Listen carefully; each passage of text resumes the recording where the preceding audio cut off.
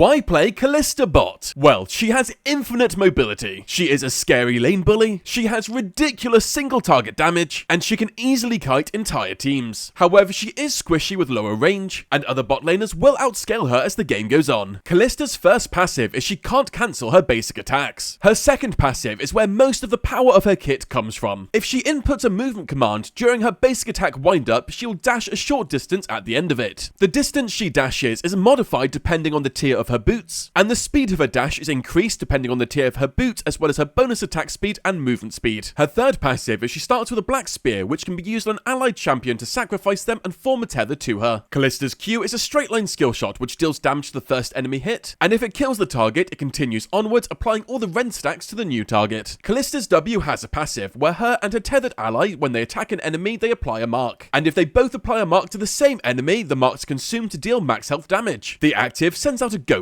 which patrols back and forth along a set area, and she can stock up to 2 of these at one time. Kalista's E has a passive where her basic attacks and Q apply a stack of rend onto the target, which essentially looks like you leaving your spear inside them. The active rips out all of these spears, dealing damage to the target hit for each spear in them and slows them. And if this kills at least one target, the cooldown is reset and she gains mana. This can deal insane damage if she has many spears inside the target. Kalista's ultimate pulls a tethered ally inside her, making them invulnerable and untargetable. After 4 seconds, or when your ally chooses to, they can dash out of you, knocking up all enemies hit. For combos, it's essentially just tack away using your passive as much as possible before ending with your Q into E. For matchups, Kalista is great into bot laners who usually rely on mobility, easily sticking onto them. And she can struggle against hyper laners, where she does bully them early, they can just overtake her. For runes, take this. Lethal tempo is of course everything she wants. For build order, start Blade and Pot into a Bork and tier 2 boots. From here, a Gwynsu's and Terminus are great pickups before finishing a build with any of these as needed. For skill order, start E then Q then W before maxing E then Q then W, taking ult whenever you can. For summoner spells, take Flash and Barrier. For synergies, Kalista needs a support who can engage with her. Tanky ones or ones with hooks are just everything she wants. Starting the game from as early as level 1 you want to bully. If you get into a situation where you can just attack and dash at your opponent, you'll win most trades. As the more attacks you have in them, when you use E to pull out your spears, you'll just chunk them. Otherwise, if you ever have the health advantage, or if your opponent's missed a key ability, look to fight. Being able to infinitely dash at your opponent just means they'll have to run back to their tower. And your level 6 allows you to force fights even faster, throwing your support at them. Entering the mid game, take your tower and rotate mid. This will allow you to easily siege towers and also get to all these early fights and skirmishes that you love being a part of. Entering late game team fights, play as the backline carry, attacking anything in front of you. At this point in the game, you can dash multiple times a second to easily chase down or kite anything needed. Stack spears in their tanks and rend them out for massive damage before killing their backline. And that's how to play Kalista Bot. Leave the video a like and comment below who you want to see next.